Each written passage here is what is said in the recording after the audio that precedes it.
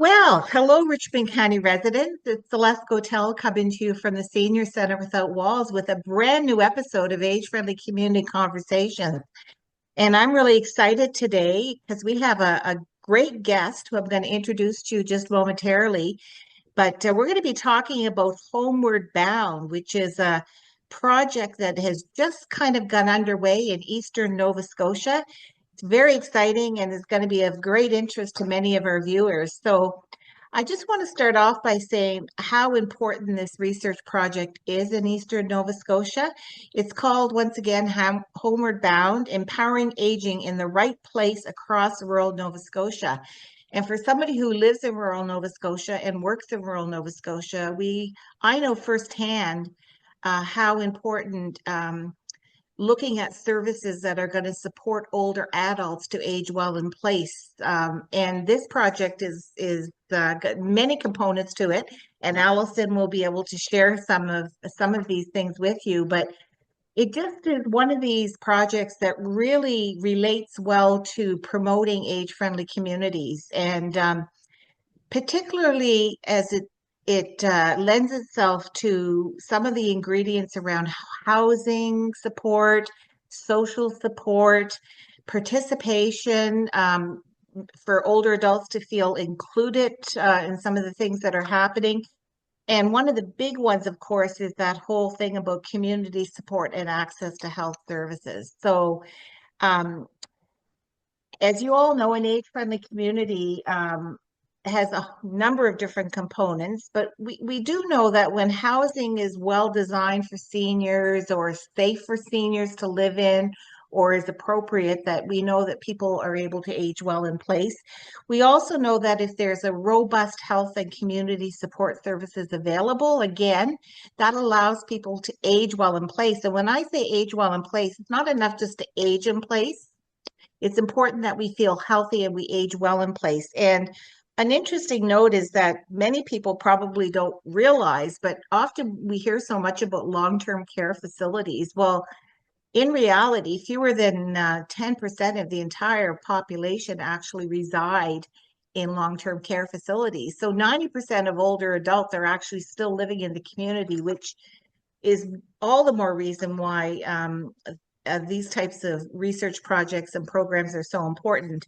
And finally, we know, and one of the reasons I bring the Age-Friendly Community Conversations programs to folks here in Richmond County is that information is key for people to be able to access services and to be able to kind of know what's going on and to find things in a way that's not complicated. So with that in mind, I'm going to introduce you to Alison Grittner. Now, Alison Grittner, that would be Dr. Alison Grittner, I should say. She's an assistant professor at the School of Social Work at Cape Breton University. And she's also the principal investigator of this really important research project that is getting underway. So, Alison, it's fabulous to have you on our show today. I've had a few opportunities to meet Alison over the last year, and I'm really excited to be involved in ongoing partnership with them. So I thought maybe we would start out, Allison, by you telling us a little bit about Homeward Bound and what's the reason for the project? Where is it going to be taking place? Just that kind of Reader's Digest version. The big bird's eye view of it. Thanks, Celeste. I'm so happy to be here today, and I'm incredibly excited that Homeward Bound has officially kicked off across the doing our work across the Eastern Health Zone. And what the work involves, it's a um, kind of a intervention, uh, community level research project that is looking specifically to facilitate aging in the right place for aging rural Nova Scotians in the Eastern Health Zone. And we're looking at doing this across three primary, we've called pillars. So we have a healthcare pillar, we have the social pillar, and we have the housing pillar. Because we know that those are three of the primary areas that individuals really need community-based support and understanding to stay where they want to be living, which is predominantly within community. I think the latest, most of the kind of the statistics bandied about by those of us who love research and data is around recent surveys suggest that 99% of older Canadians want to stay in their homes and in their Mhm. communities and not be living in long-term care. Of course. And can you, just for our viewers, can you kind of describe what Eastern Health Zone is? Because maybe not everyone knows that. Absolutely. I'm a transplant here and I didn't know what it was either until I was familiarizing myself more and more with the different systems and different social services in Nova Scotia. So it's comprised of the six northeastern most northeastern counties in Nova Scotia, four of which are on Cape Breton Island, and the two in the mainland are Antigonish and Guysborough County. Great. So a lot of that comprises rural communities, and which is the topic, or the title says rural Nova Scotia. So that kind of speaks to that.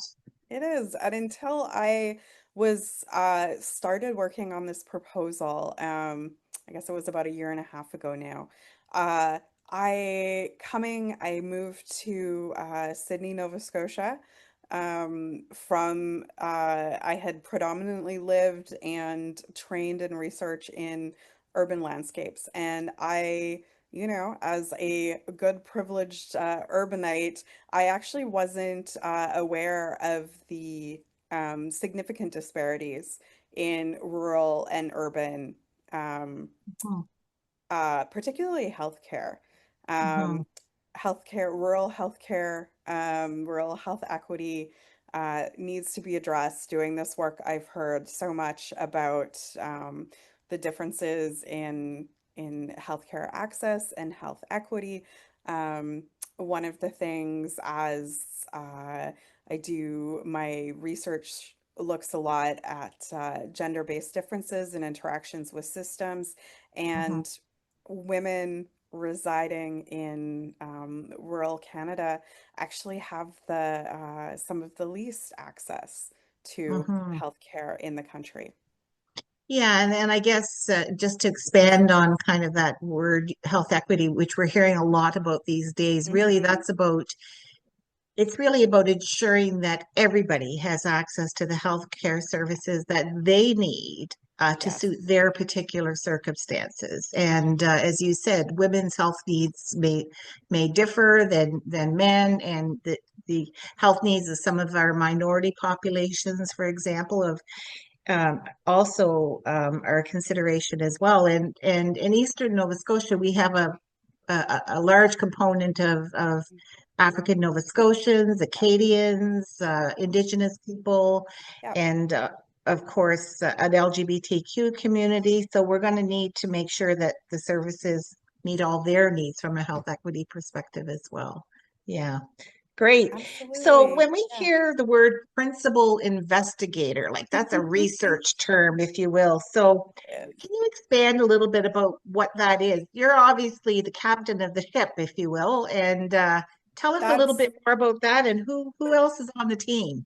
Yeah, that's a great way to put it. I'm the captain of the ship in that all of the contract and all of the funding and the primary research decisions come through me. So it's a lot of responsibility, and but luckily I have a excellent team that we've been building. We started hiring people for the operations and the research team in May. So Mhm. we're building that out, but I'm also working with an interdisciplinary team of academics. So on this team, so my area of expertise is in architecture and social work. So I had my graduate degree and my practice for quite a few years was specifically in architecture and doing accessibility and understanding Mhm. what equitable built environments, so equitable housing and everything like that look like. I'm also, as as I said, interdisciplinary, and we need to have a team from different disciplines because I don't have, as a social worker and architect, I've got the social and the housing pillars down. I don't have the healthcare pillars down. So we're really fortunate to have team members, Dr. Michael McGillian and Dr. PJ Devereaux from McMaster University, where they've been leading some of they've been leading Canadian research in doing remote and virtual care around surgery and are also branching out into prehabilitation. So that just means kind of preparing bodies for surgery. So they've been looking at Mhm. pre and post surgery. We also have from Cape Breton University, we have Dr. Kate Kish, who is an economist who looks at uh, economic understandings from more of a equity and sustainability lens. So Mhm. she's leading all of the financial impact assessments because we have to show that making these changes and these supports to for aging in the right place in rural Nova Scotia, um, of course, are going to benefit our financial system. So, for example, ensuring that there are less people in waiting in acute care beds, things like that. So, showing that if we Exactly. can keep people at home, um, Hmm. we will save our healthcare system money. We also have Dr. Kelsey Harvey is a gerontologist. Also at Cape Breton Hmm. University, we have Dr. Joe Parrish, who's a anthropologist looking at food security in Cape Breton. And we're also really lucky to have Dr. Catherine Bigoness. I always pronounce her name wrong. And now I'm wondering if I did that again, but I hope not. Please forgive me, Catherine, if you're watching this. And she is a Canada Research Chair at the University of New Brunswick, who she's leading the Atlantic Observatory on Aging. So, so lucky to have to be working with all of these other researchers and again, I really like what you said. The principal investigator is just as kind of the captain, Hmm. but everybody really has their areas that they're leading in the project. Yeah. Yeah, I often think about, research for a lot of people is kind of, pie in the sky kind of term, well, what it is, Hmm. but really it's about kind of, as you said, being able to demonstrate through, I guess in lay terms, that cost benefit analysis Yeah, about if you invest in all these things, yeah, what's that going to look like in terms of the bottom line, and is it going to help contribute to savings and in an economy of scale? So, yeah, so it's exactly. really important to have that all those brains at the table to kind of guide the work for sure. And then, Yeah. of course, you've got a bunch of team members on the ground that are kind of helping with doing the community engagement and that sort of Hmm. stuff. So, that I'm sure over time people will encounter them as well. They So will. this is a long project. This is 7 years long. So tell me more a little bit about how it ended up being 7 years and what are the outcomes? What are Mhm. the expected outcomes at the end of seven Right. years? At the end of 7 years, so this project was through, it's funded through Research Nova Scotia, and it's called the FRI.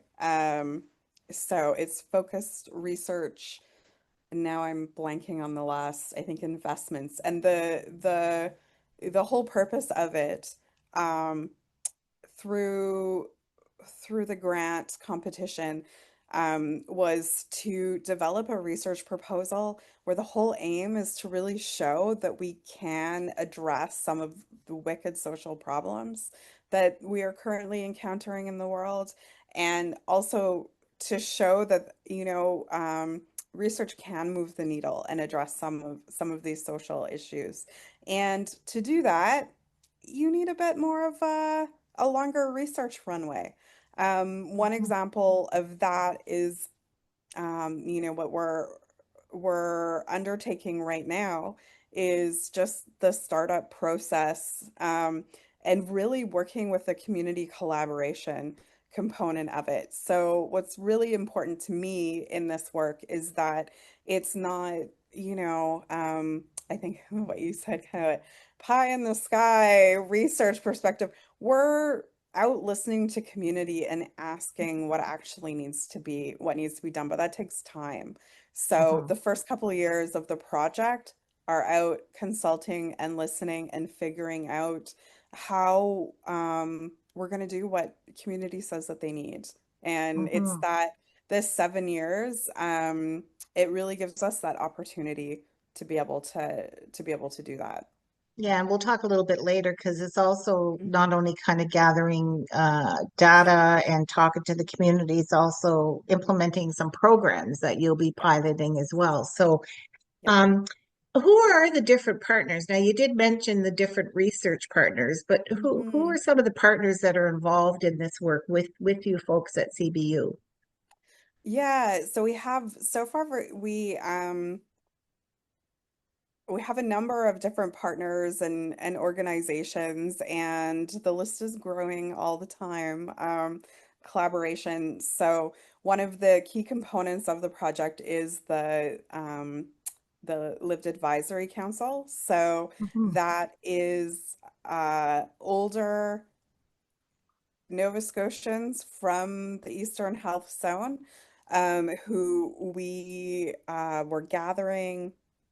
Right now, it's kind of every 2 to 3 weeks. We made sure that we have individuals from all 6 counties included on the council, and really, it's bringing all of the startup, the initial questions to all of the individuals on the council. So, and that includes right now, we're working through how do we choose which communities are we going to be Mhm. working with. So Mhm. it goes, it's a very collaborative approach. Other partners that we are working with, NSCC is Mhm. involved, Nova Scotia Health through the Ken Rockwood team is partnering on it with us.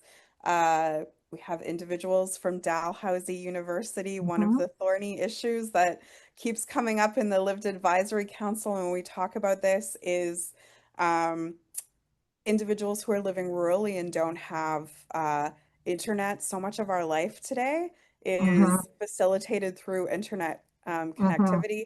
So we have a couple of researchers from Dalhousie Computer Science who are working on designing, and I'm not a computer scientist, so again, this speaks to the Yeah. interdisciplinary approach because I have no idea how they're going to do this, but they've assured me that they are going to be able to do this to come, create some sort of devices to allow individuals who don't have internet to to be able to connect digitally. Um, Yeah, we I'm glad have, you mentioned that, yeah, Allison, because the reason we do this programming, for hmm, example, Age Friendly Community Conversations on Toledo Community yeah, Television, is precisely for that reason. We know that a good portion of older adults in Richmond County hmm, either do not have internet or not, yeah, they don't have the digital literacy, yeah, nor the interest in learning it at this stage in their life. But we yeah. do know they watch television and they watch Toledo television. So for that Yeah. reason, we've kind of shifted our work at Seniors Take Action Coalition in recent years to really start doing more programming with our partner in television. And we're very fortunate. We're in Richmond County. This happens Yeah, to be one of 9 community-based TVs. So we'll be yeah, bringing you back as the project unfolds and the years come to make sure that folks in Richmond County and other viewers can be kept up to date about the project. Anyway, sorry, yeah. didn't I just wanted to point that No, out. it's great. And then you know, to me, this also it really illustrates the why we need to be working and collaborating with Hmm. community members. I don't live in Richmond County. I do love Yeah, Richmond County, though. I've gotten to yeah, know it a little bit over the past year and a half. We've been working on this project, and I wouldn't know about yeah. Talil if we weren't out talking with community members and Hmm. asking what's the best way to reach people? Hmm. Hmm. Yeah, and for the viewers again, there'll be people in Richmond County will be pleased to hear that we're well represented on the Lived Hmm. Advisory Council. I'm a part of that council, and there's several others of us as well, representing our Acadian voice, our the Hmm. voices of people that are not active older adults, but that are harder to reach. So we're Yeah, making sure that we put it this way, for those of you that know me and others, we're not shy. So we make a point of sharing our viewpoints at the yeah, meetings. So Richmond yeah. County is being well represented. Yeah, yeah. And I realized I think I was talking and I didn't answer your question um about the what our outcomes actually Yeah, yeah. what we're looking to do. So the FRI proposal was it was very specific. We had to have very specific outcomes and show how we were going to try to achieve them through research and then how we were going to measure them as well. And so the overall outcome of this project is we are looking to reduce the number of individuals, aging rural Nova Scotians, who uh, have to enter long-term care. We know right now the Canadian Institution of Health, what does that final stand for? Information, maybe? Hi, Hi. hi. Yeah, yeah. Yeah, Hi. Like we always talk about it just with the acronyms. So right now they estimate I think it's 10 to 15% of Hmm. individuals who end up entering Yeah, long-term care don't have to. yeah. Um, so we're looking to see fill in the gaps and the cracks around that. Hmm. So anyone understanding that most individuals don't want to enter into long-term care and that also the wait lists for long-term care in Nova Scotia are just Yeah, exponentially escalating. So yeah, we cannot continue on the way we are on this trajectory. So yeah. we have to do something about that. But then we're also looking at um, place increasing individuals' connection to place. Hmm. So feeling that they are living where they want to be living at this point of their life, increasing experiences of social inclusion, um, Hmm. and decreasing experiences of loneliness, which Hmm. we know increase across the lifespan. So Yeah, yeah, yeah. All things that are very important to us as an organization as mhm, well for Seniors Take Action Coalition. mhm, So you alluded to three main components of the project. One is mhm. that kind of housing support, another is kind of information and navigation, and then the Yeah, final one is about the pre and post. Could you just yeah, elaborate on those three a little bit more? yeah. Yeah, absolutely. Um, so we are looking right now, it's currently being built.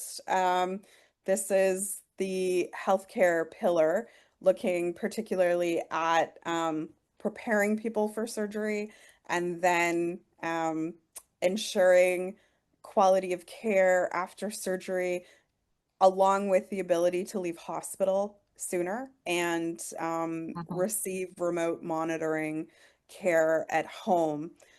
This has been a project that's been piloted out of McMaster University. Um, and it involves building a remote virtual care monitoring lab that is currently under construction on the new Cape Breton Medical Campus. So Okay. we are hoping that it will, uh, the aim for it to be operational is probably we're looking at about 8 months from now. Mm-hmm. And this involves, I believe it's six remote monitoring nursing stations. And so the idea is when people after they have surgery, as you know, so many individuals have to leave their communities and go to Mm-hmm. Halifax for surgery Mm-hmm. Mm-hmm. or come the other kind of somewhat large surgical center is in at the Cape Breton Regional Hospital. Mm-hmm. So with this monitoring like surgical, post-surgical care program, individuals have a wearable device and it essentially monitors all the vital signs. Mm-hmm. And it's the McMaster project has been shown um, that it identifies clinical indicators, something like if someone is developing sepsis after surgery. Those Mm-hmm. warning signs, it actually detects them earlier than if they were just using human eyeballs in a hospital. So, Interesting. Mm-hmm. yeah, so it allows people to go home to potentially rural locations earlier and actually provides better clinical uh, outcomes. So weird. Okay. That's not my disciplinary language, but Yeah. I've been Yeah. yeah, learning about it as we've developed this project. So so it'll allow essentially it'll allow people to leave hospital sooner and go back home and receive better Mm-hmm. care. Prehabilitation, we know there's only two prehabilitation clinics currently in the Eastern Health Zone. So one is in Sydney River in the CBRM and the other is in Inverness. However, you can imagine how can someone requiring prehabilitation to get them ready to undergo surgery if they're living in Guysborough? How does Yeah. one, right? Like transportation, the distance is a huge, huge barrier. So we're also looking at ways that, again, we're consulting with community. What would prehabilitation look like for individuals living in Mm-hmm. these rural landscapes? So So that's the with that, healthcare. Allison, might that Yeah. mean like if there's six nursing stations Yeah. set up, then that would mean that somebody who lives in Guysborough County could potentially go to the Guysborough Regional Hospital instead of having to drive all the way to Halifax or whatever. Is that what that means? For prehabilitation or for surgery No, for is the pre question. for the prehabilitation stuff. Yeah. So Yeah. right now we're developing to see what that will look like. Okay. And that's where Dr. Kelsey Harvey, one of her areas is specifically movement and Uh-huh. looking how can, which is one of the components of prehabilitation. So we're Yeah. looking at the prehabilitation that we might be able to offer could be virtual into people's homes. Oh, okay. So they Even don't into even their have, homes. yeah, so they don't Yeah. have to go to the Guysborough So Hospital. they could have a physiotherapist actually Yep, walking them through the yep, exercises from the privacy of their yep, home or whatever. Okay, great, gotcha. exact. Yeah, So yeah, that's the healthcare pillar. Then yeah, there's the follow-up after surgery and there's the yeah, support pre-surgery to get yeah. people ready for a successful surgery. Okay. Exactly. Yeah. And And we think we'll be focusing primarily on orthopedic surgeries okay. because that is those are the top surgeries performed among the Yeah. older adult population. Um, High data is showing about 20% of surgeries Yeah, so are hips and orthopedic. knees and things like that. You got it. Okay. Exactly. Yeah. Yeah. Yeah. Okay. So what about the housing support pillar? Well, the housing one is close to my architecture heart. Of So, course. so we will be starting a um, community handy person program, and we will be Again, the precise nature of this is what we're figuring out over the next couple of Hmm. years in Hmm. relationship, listening to what community needs. But we will have community handy people on staff who will be going out to individuals' homes in the community Hmm. and performing certain types of accessibility modifications. So, Hmm. you know, figuring out how to get someone in and out of the home with front steps, looking at a lot of the older homes in rural Nova Scotia um, don't have a washroom on the main floor, which is a huge barrier. So, Yeah. looking through those types of accessibility modifications. Um, Also, we know that there are a large number of homes requiring repair and maintenance. And Hmm. sometimes for older adults, that maintenance can just be they need light bulbs changed. Yeah. So we're looking at that, and we will be providing oh, and we also just know that access to trades is just difficult. Hmm. We don't have enough trained individuals. So we're um, we're looking at starting both an education program as well to go along with it, to train people up in to do this work in community. But we will have our own homeward bound community handy people to go do this work. Okay. Um, we will also we have allocated funds in the budget for materials as well. So Yeah. that's yeah, Now, going going some of these in. projects, I mean, this is something that we hear a lot about, and we've Mhm. actually got research that supports exactly what you're saying, is that for a lot of people, we did a seniors housing survey some years ago, Mhm. and Yeah. essentially people, overwhelmingly what they said was they prefer to remain in their home if possible, if the following were in place. And one of the big things that came up is access to people to do those kind of minor home repairs. There are some significant grants that are available for modifications, Yeah. but a lot of times people don't recognize that they need them and don't know how to navigate that. So that kind of Yeah, speaks to the next component it of the does. project around the navigation piece and how to support people. So, can you tell us a little bit more about that?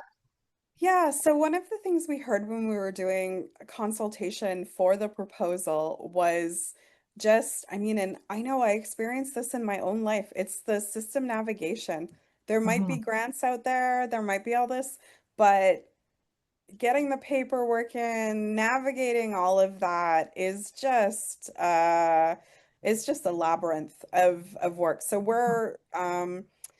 we've proposed that we are going to have community navigators specifically for older adults.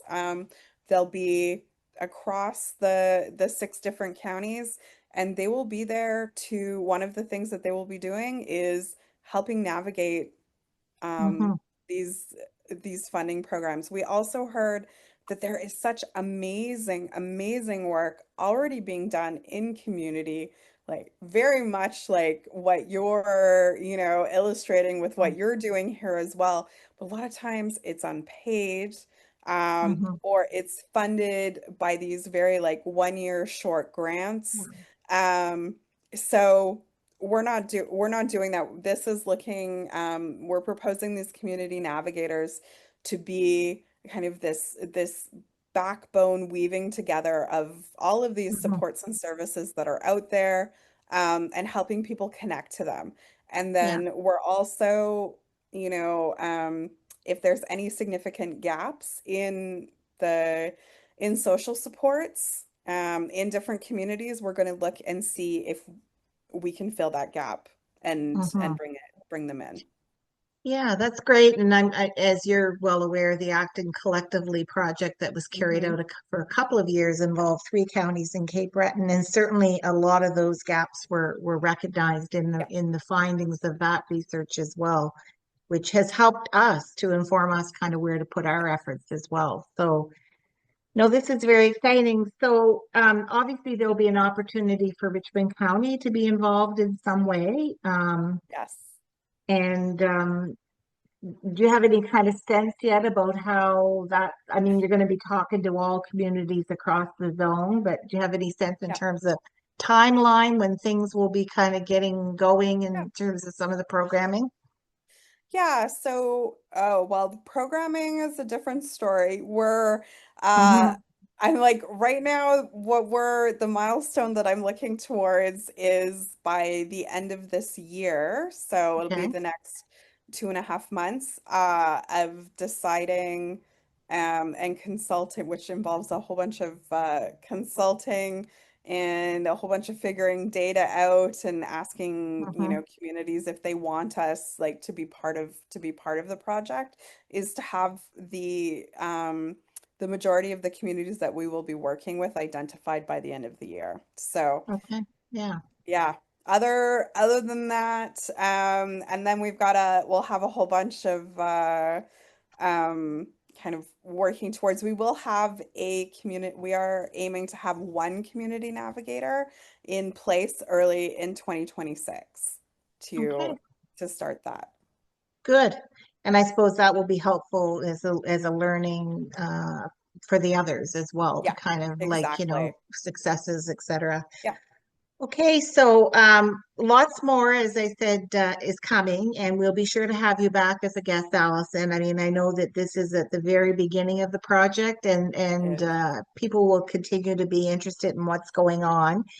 So, is there anything else that you wanted to kind of share before we wrapped up?